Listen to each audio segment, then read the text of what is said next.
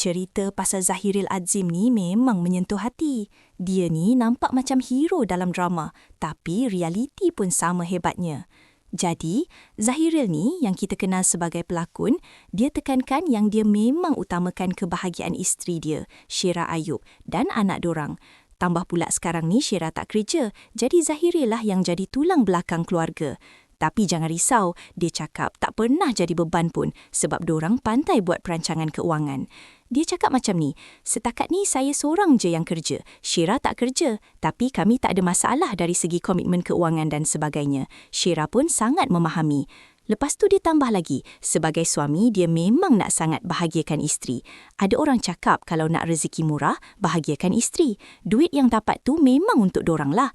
Jadi sekarang saya tanam dalam kepala, apa saja yang saya keluar cari rezeki adalah untuk isteri dan anak saya. Katanya, sweet kan? Cerita ni keluar masa dia ditemui kat majlis tayangan perdana drama baru dia, Aku Pilih Pelangi. Dia cakap lagi, dia tak pernah berkira kalau nak bagi apa-apa kat isteri dia sebab percaya rezeki tu sentiasa ada.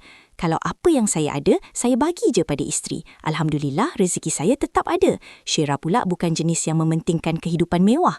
Kalau ada, adalah. Kalau tak ada pun dia okey. Dia pun puji Syera yang tahu mana yang lebih penting, macam anak dan pelajaran. Kalau ada lebih sikit, barulah Syera teringin nak beli itu ini. Yang paling best, Zahiril ni sangat bersyukur dapat isteri macam Syera. Dia panggil Syera ibu terbaik untuk anak dorang. Saya sangat bersyukur. Syera seorang ibu yang sangat baik. Dari anak kecil, saya nampak dia boleh membaca pada usia sangat awal hasil didikan Syera. Ibu itu madrasah anak. Bagi saya tak ada ibu lain yang lebih layak untuk anak saya selain Syera. Wah, touchingnya.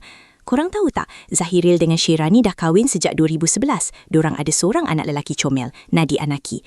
Oh ya, Zahiril ni berlakon dalam drama Aku Pilih Pelangi tu dengan Mira Filzah. Terima kasih kerana menonton Chua Viral TV. Jangan lupa like, komen dan subscribe untuk terus dapatkan update terkini tentang dunia hiburan Malaysia.